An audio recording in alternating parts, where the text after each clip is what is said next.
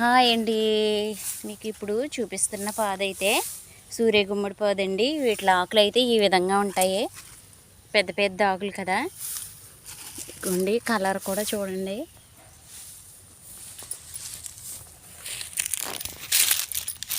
ఇదైతే ఈ కొబ్బరి చెట్టు చుట్టూ అనివేసిందండి. ఓహోహో,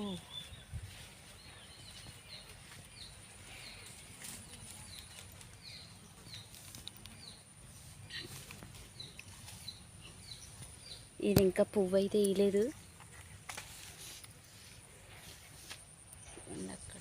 అక్కడక్కడ కూడా ఇంకా ఉన్నాయి.